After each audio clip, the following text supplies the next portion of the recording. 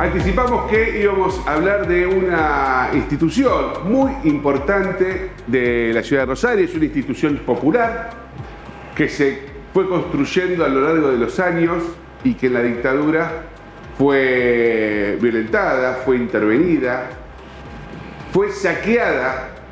Un saqueo que comenzó con la patota en la noche oscura de la dictadura, pero que continuó muchos años en la democracia y que fue motivo de debate público en las últimas semanas por un instrumento, por un aparato que se robaron de Vigil y que aparentemente habría aparecido en el Observatorio Municipal. Estamos hablando de un telescopio y eso nos da el puntapié para haber invitado a tres integrantes, tres personas muy vinculadas a la Vigil, a la Biblioteca Popular Constancio C. Vigil, que es Roberto Frutos, su presidente, Sergio Anelovich, que es un economista reconocido, no vamos a decir un viejo economista porque si no vamos a tener problemas, un economista muy reconocido de la ciudad de Rosario que hizo la pericia, investigó muy minuciosamente cómo fue ese saqueo económico que sufrió la Vigil, y también con Natalia García, que es investigadora, docente universitaria también, que investigó la parte histórica de este latrocinio que se cometió contra la institución. Bienvenidos, gracias por venir, ¿cómo están? ¿Qué tal, Fabricio? Muy bien, gracias por la invitación. Bueno, ¿quién quiere empezar? Un poco, me parece dar una introducción para la audiencia de lo que significó la Biblioteca Vigil para la ciudad de Rosario. Bueno, como vos bien decías, fue una institución que a lo largo de varias décadas desarrolló una serie de actividades mutuales, culturales, sociales, que bueno, muchos dicen que no tuvo parangón no solo en la Argentina, sino en América Latina, ¿no? Una institución que empezó desde una vecinal, como una subcomisión, pero allá por fines de los 50 y hasta el momento de su intervención, en febrero del 77, llegó a tener, para tener algunas dimensiones en los números, 20.000 asociados, 500 empleados, una multiplicidad de actividades sociales, culturales, una universidad popular, un complejo educativo que abarcaba desde la guardería hasta la Universidad Popular, justamente, con 3.000 alumnos. Bueno, infinidad de actividades, pero yo siempre digo, bueno, más allá de los números, que son muy representativos, Vigil representaba lo que era toda una vida social, comunitaria en esos años, los años 50, 60, 70, que la dictadura vino a intervenir, justamente, vino a destruir, vino a ponerle coto. Y bueno, fue uno de los blancos predilectos en Rosario, y a partir de ese momento de intervención se inició un proceso de saqueo, de destrucción patrimonial que duró más de 30 años, ¿no? Recién pudimos recuperar plenamente la institución en términos jurídicos y solamente una parte de su patrimonio en el 2012. Por lo tanto, esta historia del saqueo, que hoy en estos últimos tiempos tiene nuevos capítulos para nosotros muy importantes, continúa esa investigación y continúa también lo que nosotros seguimos, la pelea por la reparación histórica que requiere todo eso. Ahora, para tomar una dimensión dentro del clima de época que hoy nos toca vivir, estamos hablando, Natalia, de una institución privada, o sea que le hicieron privado. No, lo digo porque asocian generalmente en el lenguaje libertario, pueden asociar, no, porque el Estado, viste, o que lo cooperativo es siempre pérdida y que debe subsistir a partir de recursos públicos, con la nuestra, ¿no? Bueno, Sergio seguramente después lo va a explicar mejor, la salud financiera y económica que tenía la Vigil, el respaldo que tuvo cuando llega la dictadura, a pesar del argumento de una malversación de fondos. Pero sí, es un intervencionismo del Estado a una institución privada, privada en su formato de autogestión colectiva, pero pública en el sentido más profundo de la palabra, ¿no? Porque realmente el acceso, la posibilidad que daba. Y Roberto mencionaba un montón de capítulos o dimensiones que tiene una misma institución o muchas instituciones en una misma organización, educativas, culturales, sociales.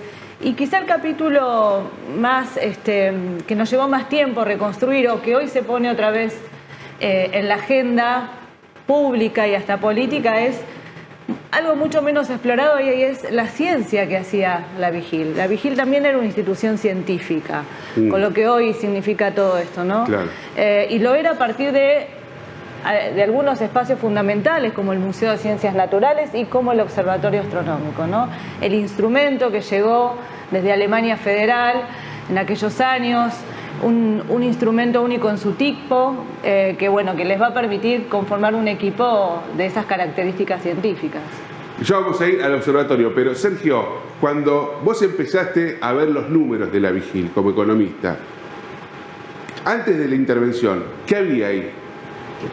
Bueno, nosotros con el equipo de pericia hicimos una revisión de lo que había ocurrido entre 1969 y 1975. ¿Por qué 69? ¿Qué pasa en el 69? No, un periodo relativamente largo, los dos extremos, el 69 y 75, asociados a crisis económicas, a procesos inflacionarios importantes, sobre todo el del 75, el del Rodrigazo, y el ejercicio que cerró en 1975 exhibía una entidad que a pesar de todo tenía una salud importante desde el punto de vista patrimonial, porque tenía un patrimonio que a valores del 2005, que fue el año en que se terminó la intervención, era de más de 30 millones de dólares. Epa. Cuando se devolvió la Vigil, el patrimonio de la entidad estaba en 500.000 dólares. La pregunta es, ¿qué pasó? Bueno, en eso estuvimos trabajando en la pericia, pero una cosa quería subrayar.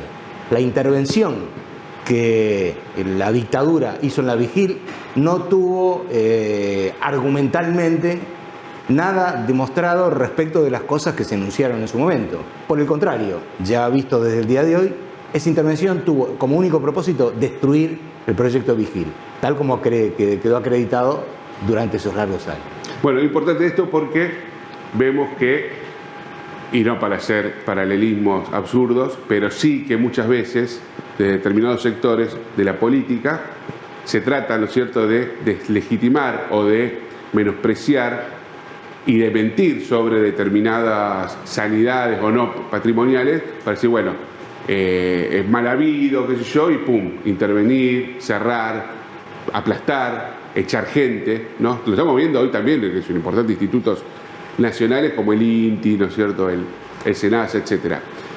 ¿Qué pasó con el observatorio que tenía Vigil en Tablada? A ver, cuéntenme un poco de eso. Bueno, como decía Nati antes, el observatorio fue un hecho, digamos, pensemos en los años fines de los 60, en un barrio popular como Tablada, Villa Manuelita, que se desarrollara un observatorio de características únicas hasta ese momento en Rosario, incluso porque hay un paralelismo con el desarrollo del observatorio municipal, pero bueno, por cuestiones burocráticas además, el de Vigil se inaugura antes, con equipos parecidos, solamente que el de Vigil era más complejo, más completo.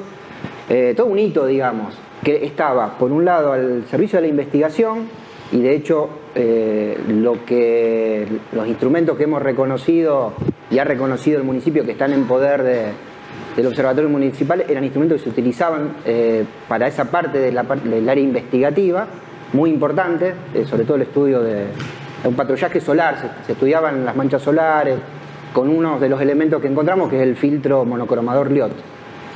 Y por otro lado también divulgación con las escuelas, talleres, abierto a la comunidad, que eran las dos betas. Entonces, bueno, en ese momento fue todo un hito, y aparte con un pedido especial, o sea, nosotros hemos hecho esa trazabilidad de cómo llegan, qué instrumentos llegan, cómo se piden, realizado por la firma 6 alemana, que eran muy específicos, muy técnicamente para el momento de vanguardia. Entonces, bueno, llegar a toda a saber qué pasó. Nosotros recibimos un observatorio en completo abandono, con piezas faltantes, no funcionaba la cúpula, ni su apertura, ni su giro, problemas eléctricos de todo tipo. Y durante mucho tiempo, bueno, era digamos, un deseo poder volver a recuperar como así lo habíamos hecho con otras áreas. Recién esto lo pudimos concretar hace 2 años, con el trabajo a partir, bueno, de compañeros de comisión que se habían sumado, comisión directiva. Se sumó un docente, investigador en física, Charlie Silva, más otros 2 alumnos y docentes del Politécnico y de Ingeniería. Empezaron a ver que era factible recuperar las condiciones que estaban. Y eso de alguna manera lo que trajo es empezar a revisar de vuelta todo lo que había pasado. Y pasaron muchísimas cosas. porque fue un saqueo que empezó inmediatamente la intervención y que, digamos, podemos decir, continúa hoy, porque hay piezas que no están y hay piezas que no están en Vigil, pero sabemos dónde están, y hay otras que pedimos que se investigue dónde. Ahora vamos a eso ahora. Pero me gustaría saber por qué se construye un observatorio en Tablada. ¿Qué fue lo que dicen, che, bueno, necesitamos un observatorio acá con equipos de altísimo nivel científico y tecnológico para ese momento? Yo ahí entiendo que hay un proyecto político, pedagógico y cultural. No hincarse ante nadie, me dijo alguna vez el presidente histórico de la Vigil, Augusto Duri, no hincarse ante las doctrinas y los dogmas. De alguna manera la astronomía, la ciencia representaba para esa Vigil de los 50, 60 y 70 un paradigma para sostener un pensamiento crítico, una institución laica. Así que, además de que estaba en la agenda popular, los primeros charlas informales de Victorio Capolongo, que ya era un reconocido disertante, divulgador de la astronomía, esas primeras reuniones que se hacían en el saloncito vecinal se llenaba de gente. Entonces, donde la Vigil veía un interés popular, lo continuaba. Y lo continuó con cursos de astronomía, con una escuela de astronomía. Organiza curricularmente muy bien eso, y va a ser la primera, proyecta incluso una escuela secundaria con una terminalidad en astronomía que no había y no llegó a hacerse en la Argentina, fue interrumpida por la dictadura lo que estaba haciendo en la Vigil, con lo cual el Observatorio Astronómico viene a coronar un proceso mucho más largo de acompañamiento de esa asamblea de miles de socios que aplaude la apuesta de una inversión de 28 millones de pesos moneda nacional en ese momento, que además es una compra que por las complejidades que tienen de divisas internacionales tiene el apoyo y la garantía del gobernador Aldo Tessio. O sea, hay una claridad total de lo que están haciendo, de la inversión que significa y de lo extraño que puede parecer para muchos, me imagino los alemanes pensando que esto iba a Tablada de Villa Manuelita. De hecho, hay una anécdota muy interesante que ellos dicen, les piden a los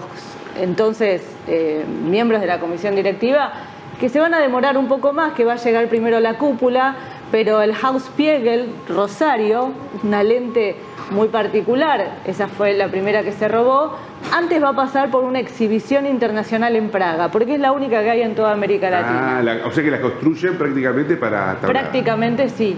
¿Y la cúpula también es de alemana? No es de la firma 6, pero viene de Alemania también y se instala con especialistas alemanes. Es un trabajo... A ver, estamos hablando de las décadas donde estaba la carrera espacial. Sí. La Unión Soviética versus Estados Unidos. Había ese interés geopolítico, digamos, que circulaba y que, de hecho, los cursos previos y demás concitaban mucha atención. Sí. Y, de hecho, un poco viene de ahí. Pero, volviendo a lo que decían a ti, esto se replicó en muchas áreas. En el Museo de Ciencias Naturales podemos decir lo mismo. Claro. Sí. En la Universidad Popular, la Escuela de Arte y la de Música eran de excelencia, con docentes, muchos de ellos expulsados por el golpe de Onganía de las universidades y vinieron a Vigil a dar clases. Porque había ahí una idea que era, si podemos lograr lo mejor para los sectores populares de Villa Manuelita, de Tablada y de Rosario, lo hacemos. Y el observatorio está en esa dinámica, digamos, de lo que pensaba la comisión directiva y lo que acompañaba también la comunidad. Sergio, si hacemos una perspectiva económica, ¿por qué a veces pensamos que esas cosas eran posibles porque eran más baratas, porque había más guita, ¿Qué pasa que hoy podríamos ni siquiera imaginar la construcción de una institución así? Yo creo que sí se puede imaginar. Lo que uno se debiera preguntar en todo caso es cuáles son las intencionalidades o cuáles son los desafíos que uno se plantea para abordar una cosa así. Yo fui miembro de la Universidad Popular, fui el beneficiario de una de las áreas de música. Puedo decir que no solamente la Universidad Popular en el área de música, sino el resto, y sobre todo en todo el proyecto escolar, fue un proyecto que, lo digo mayúscula, fue un proyecto revolucionario en materia educativa. Por eso también explica las motivaciones de la intervención, liquidación y destrucción de la Vigil por parte de la dictadura. No se trataba solamente de un proyecto escolar más, No se trataba solamente de la Universidad Popular como un nombre de fantasía, sino que se trataba precisamente de un proceso de ruptura de la educación tradicional, superadora y sobre todo metida en un barrio con fuertes necesidades. Vamos a hablar ahora en el próximo bloque de esta intervención. ¿Qué pasó en febrero de 1977? Y a partir de allí, bueno, todo lo que vino después con este vaciamiento. No se vayan, seguimos en 52 minutos después de la pausa. Continuamos en 52 minutos y seguimos hablando de la Biblioteca Vigil. Vamos al capítulo que comienza en febrero de 1977 con la intervención de los militares a la Vigil y qué pasa después, ¿no es cierto? Contanos, ¿quién quiere empezar? ¿Qué ocurrió ese día? Bueno, empiezo brevemente. Ese día es la intervención concretamente, en principio normalizadora, porque esa era la figura original. Un tanto rara la intervención normalizadora porque entró la patota de FECET, acompañado de un montón de funcionarios civiles, con el ejército incluso haciendo una especie de copamiento de la institución, rodeando toda la institución, no dejando salir al personal y demás. Estuvieron retenidos varias horas. Y ahí comienza un pedido de saqueo que inmediatamente obliga a los directivos a renunciar, no pueden volver a entrar. Pero perdón, Roberto, ¿quién estaba en la Vigil ese día? Para entender. Vigil estaban los socios, pensemos de febrero, 25 de febrero, estaban próximos a empezar los ciclos lectivos, tanto de la secundaria, de la primaria y demás, o sea, era una actividad... Estaban inscribiendo para la Universidad Popular. Inscribiendo y también iban a empezar los cursos de la Universidad Popular, ese era el contexto. Más allá de la situación política que era muy compleja, Vigil venía con amenazas, atentados, con ahogo financiero, porque aparte esto se fue preparando también, no se le permitió hacer la nueva rifa, no se le habilitó, bueno, una situación compleja, pero la institución seguía funcionando porque tenía, como decía Sergio anteriormente, reservas, digamos, económicas para ir sobrepasando la crisis que había provocado el Rodrigazo y bueno, y continuar con sus actividades reducidas y ajustada al contexto que estaba pasando, pero una institución que estaba funcionando, que aparte no había recibido ningún tipo de apercibimiento o amonestación del parte del INAM, que era el organismo rector, porque Vigil es mutual, sobre algún tipo que después, que era la justificación para la intervención. Pero no había irregularidades. No había irregularidades. Había situación financiera así compleja, como la tenía el país después del rodeo, claro. No era, las grandes empresas tenían ese tipo de problemas.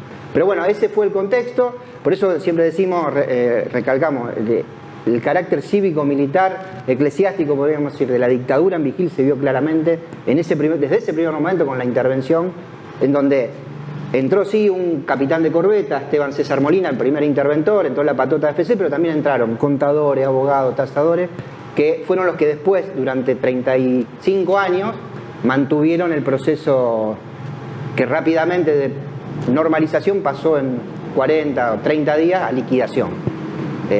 Por eso, digo, hoy las noticias que estamos recibiendo de la justicia, ¿no?, para nosotros son muy importantes porque empezamos, por fin, se empieza a juzgar a algunos de los responsables civiles en todo este saqueo.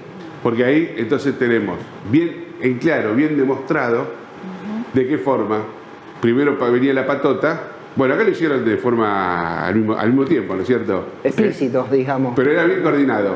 Era la patota, cuando hablamos de la patota estamos hablando de militares, policías, lúpenes que eran contratados sí, personal civil. A ver, dentro de la intervención hubo personajes de la patota de FECET que cumplieron funciones incluso con cargos en la intervención.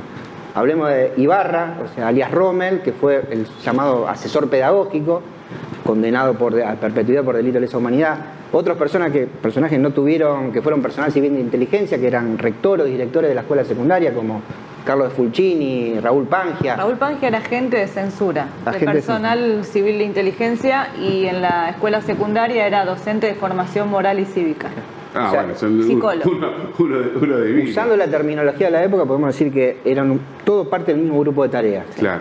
Así como los interventores, el tesorero de la intervención, los representantes legales, porque actuaban en conjunto con esa gente.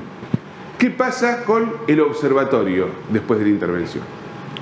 Bueno, Y acá venimos, acá se pone lindo el tema, acá porque entran muchas historias. hay mucha historia ahí, ¿no? Muchos mitos, y ahora vamos despejando algunas piezas, no solo piezas materiales del telescopio, sino piezas de la historia, ¿no? Sí. Es un rompecabezas. Nosotros hasta acá teníamos dos escenas. La primera había ocurrido en 1979, justamente con estos personajes siniestros, como Carlos Efulsini. Esto está relatado y testimoniado en causas ante el Tribunal Federal Oral y aprobado en la justicia. Lo que cuentan los estudiantes es una mañana inolvidable, allá por el 79, con este Carlos Pancuca Efulsini, su entonces director, los forma a todos en el patio de la escuela y los amenaza diciendo que no van a permitir. Ha ocurrido un robo que no van a permitir, y es el robo de la lente del telescopio, así lo anuncia, ¿no?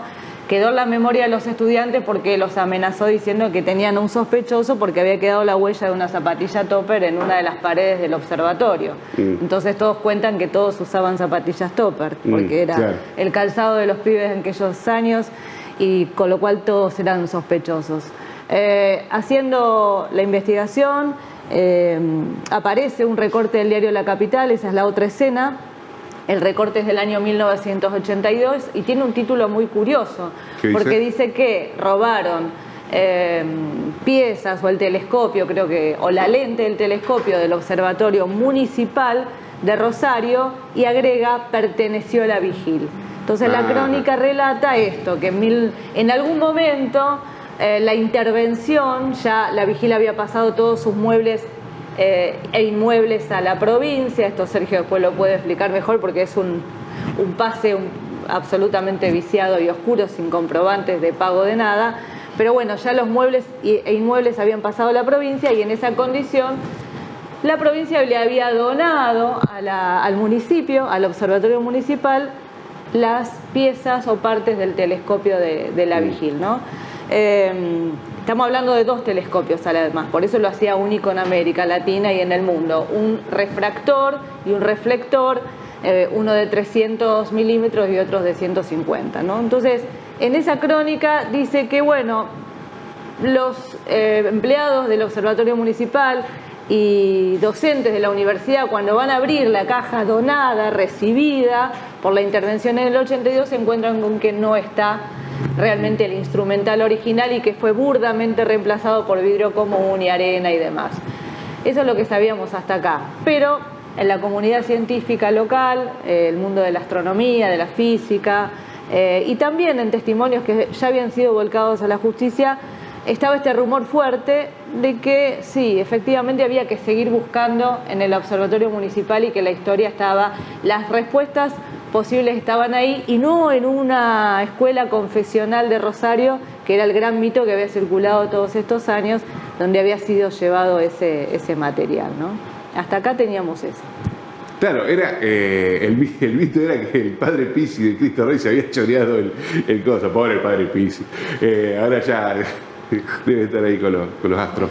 Sergio, bueno, a ver, contame vos qué detectaste de los patrimonios que se han choreado durante la época de la dictadura y que continúa la democracia. Bueno, los expedientes, tanto el radicado en la justicia provincial como en los tribunales federales, constituyen una fuente riquísima de información, por lo que tienen y por lo que no tienen. Pero también permite armar o construir, digamos, el diagrama que permite poner nombre y apellido a los responsables de la administración de la Vigil, que terminaron con la liquidación y que terminaron con el vaciamiento. Y se trata de la parte civil de la dictadura, donde hubo contadores, hubo abogados. Recientemente conocimos la imputación a Menegozzi, que fue un personaje que estuvo desde el 77 hasta el 2005, que no fue el único, pero los expedientes son muy valiosos en este sentido, porque una vez que la patota, como decía Natalia, una vez que la patota de FCET se instaló a los administradores, a quienes procuraron, digamos, este negocio de vaciamiento que hoy se puede constituir o reconstituir a partir no solamente de los expedientes, sino de buena parte de los testimonios de quienes hoy ya partieron, pero que eran los viejos directivos de Vigil. Roberto. Sí, no, me quedo... O sea, nosotros tenemos acá una intervención violenta. Bueno, lo dijeron en el primer bloque, detenidos también los directivos en algún momento, estuvieron más de un mes. No, estuvieron, sí, varios meses, casi todo, desde mayo, 9-10 de mayo, la madrugada del 9-10 de mayo, hasta el 24 de diciembre del 77. Secuestrado, detenido ilegalmente, secuestrado el primer mes y medio en condición de desaparecido, aunque se sabía que estaban en el servicio de informaciones, en realidad era en el piso superior, en la unidad de guardias especiales.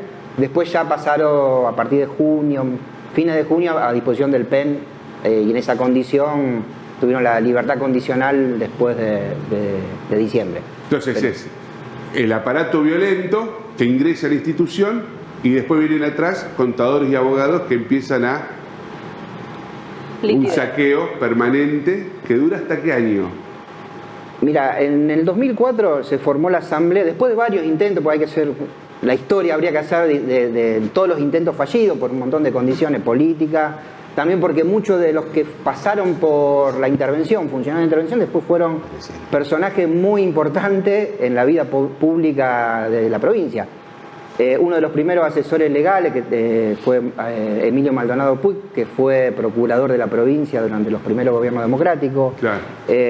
Argentino Urbano Cancilieri fue también uno de los al principio de la intervención, también encargado de la parte económica, fue miembro del Tribunal de Cuentas, creo que hasta entrado los años 90. Sí, en Rosario. En Rosario, o sea, claro. Nos encontramos un montón, otros funcionarios que tuvieron hijos que fueron hijos de los interventores, que después tuvieron funciones en la justicia, en los ministerios. Entonces, tenían que investigar a sí mismos. Claro, muchos nos encontramos. Entonces, muchas veces fracasó. Bueno, cambiada la coyuntura política post-2001 y después el movimiento que siempre estuvo de pelear por recuperar Vigil, hizo que en el 2004 se formara la asamblea. En ese momento todavía estaban Emilio Echen, que venía desde el 77, junto a quien recientemente ha sido procesado, Jorge Alberto Menegosi, que era el tesorero. Falleció. Echen falleció, claro. Sí, falleció. Por eso... pero los dos estaban todavía en ejercicio de la liquidación como responsable principal, Echen, y como tesorero en el 2004. Perdón, Roberto, recordemos a propósito de lo importante de los expedientes, el expediente de la vigilia de liquidación estaba en el domicilio particular de Emilio Echen, estaba en su casa. Cuando hace las denuncias a la asamblea, el fiscal, del tribunal, no me acuerdo si el fiscal, sí, piden los expedientes, sí. Y en ese pedido no estaba el expediente, no estaba en la sede judicial, ¿dónde estaba? Que no es la primera vez que había pasado. Anteriormente también, o sea, lo manejaban, el propio expediente estaba en poder de los interventores. Pues, a ver, perdón, porque ahí hay otro tema, es ¿qué hizo la justicia? Bueno, no es un dato menor. Estamos en una ciudad donde se chorearon todo el expediente completo de la principal causa contra la dictadura, ¿no es cierto? Bueno, y como decía Sergio, a veces esa documentación es muy valiosa también por todo lo que no dice, lo que no está. Y uno de los responsables de eso son tanto Echen como Menegosi. ¿Por qué? Porque, por ejemplo, toda la documentación referente a qué se pagó a los acreedores, sobre todo de premio, que era el mayor volumen de la deuda que tenía Vigil, no hay nada de eso. En el expediente no hay nada. ¿Por qué? Porque en realidad nunca se terminó de presentar la documentación que estaba, quiénes eran los acreedores de premio, la deuda real, la verificación de eso, y qué se pagó en distintos momentos. Supuestamente toda esa información siempre estuvo en poder de la intervención y nunca se presentó en la justicia. No hubo control tampoco de Fiscalía de Estado, de INAM o INAE después.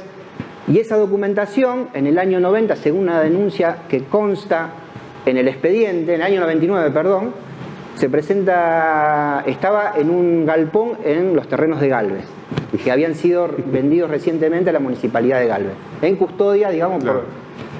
Se presenta, Echen a, no me acuerdo, la seccional que correspondía de Villa Gobernador de Galvez al predio que era de Vigil, y hace una denuncia de que personal ajeno a la intervención, mencionándolo a Menegosi, se presentó para retirar todos los expedientes y que él viene a denunciar que fue un robo. Menegosi se llevó entonces... Según la denuncia de Echen, personal que fue mandado a nombre de Menegosi. ¿Qué era una interna de eso? No sabemos, no sé, pero están los dos. Claro.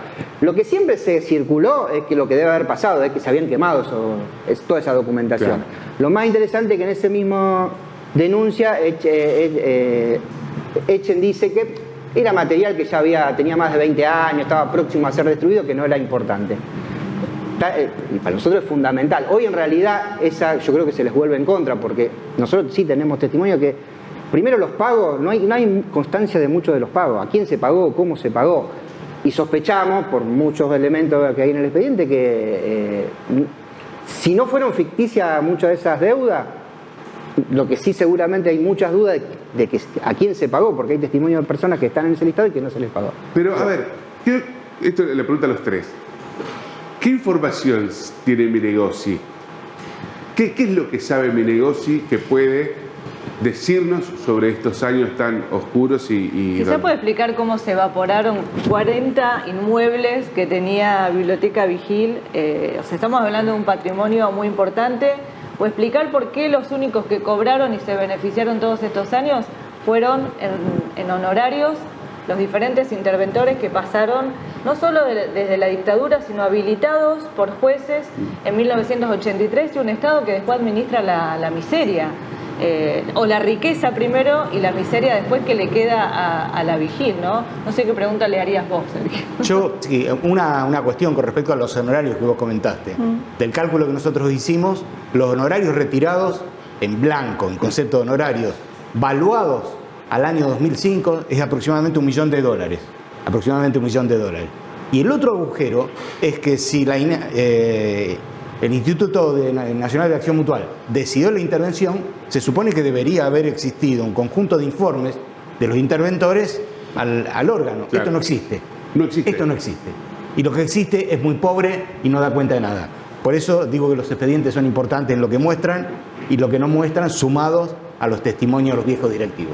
Porque ahí entonces le podríamos preguntar a Menegossi si tiene que ir a declarar, supongo, ¿no? Sí, por supuesto. Sí, está procesado. Está procesado. Fue la medida de hace un mes aproximadamente. ¿Qué otros agentes civiles podrían ser imputados por la justicia ahora?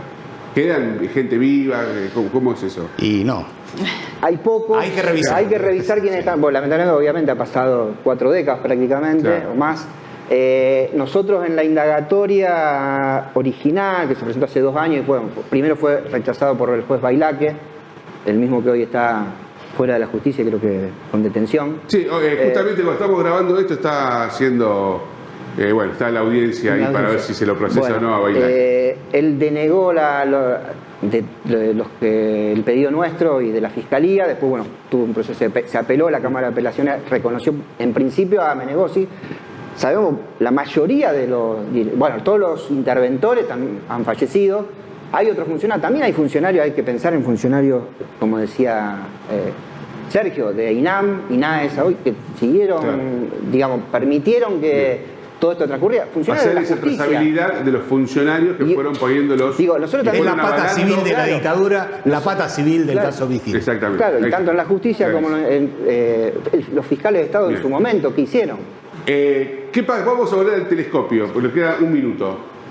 ¿De dónde está eso entonces? ¿Es grandote el aparato? No sé cómo es un aparato de eso. A propósito de justamente una cosa está en la figura jurídica, como lo de Menegossi y el fraude, pero también hay otras formas de hacer justicia y que tiene que ver con contar la verdad, reconocer, claro, patrimonio cuando fue sustraído mal habido o en condiciones, en una dictadura, en un terrorismo de Estado. Reparar en la democracia, y ya llevamos unas largas décadas, así que hay diferentes niveles tiene esto, ¿no? Lo que sucede en el caso del Observatorio Municipal es el reconocimiento ya, oficial de que al menos 2 piezas, ahí el filtro Liot, el monocromador, y el telescopio de 300, ¿no? De 300 está en principio reconocido, y digo en principio, y la pregunta es, ¿no habrá algo más por ahí de la Biblioteca Vigil para que se siga investigando? Y esta fue un poco la propuesta que se llevó ayer al Consejo Deliberante, ¿no? Sí, esperando que, el pedido es al Consejo para que avale este pedido al Poder Ejecutivo para que primero se restituyan los bienes que ya sabemos que eran de Vigil, del observatorio, y están en el observatorio municipal. Bien. Y después que se investigue, porque primero cómo fue todo este proceso, porque no hay ningún tipo de actuación. La intervención En la justicia no figura nada de todo esto, por lo cual si hubo un acto de donación de la intervención o de la provincia después debería haberlo. Tampoco hay ninguna documentación en la propia municipalidad, no hay un legajo de todos esos bienes, no hay un acta de donación, incluso hay imprecisiones en los momentos, en la fecha que fueron. Y sabemos que hay otros elementos que ingresaron en esos años, digamos 78, 82, 83, por donación en el municipio, y hay muchos otros elementos que faltan del Observatorio de Vigil y que no tenemos hasta ahora registro. Más allá de las lentes, que es otro tema, que las lentes todavía, que fueron robadas, aparentemente, como decía Nati, en ese año 79, dentro de la intervención, y que ahí todavía tenemos dudas de dónde pueden estar. Muchísimas gracias por venir. Ha sido, bueno, un placer tenerlos y una historia apasionante. La verdad que seguiríamos un par de programas más. Lo vamos a volver a molestar. Gracias, Esto fue 52 minutos. Nos reencontramos la semana próxima. Espero que la hayan pasado tan bien como nosotros.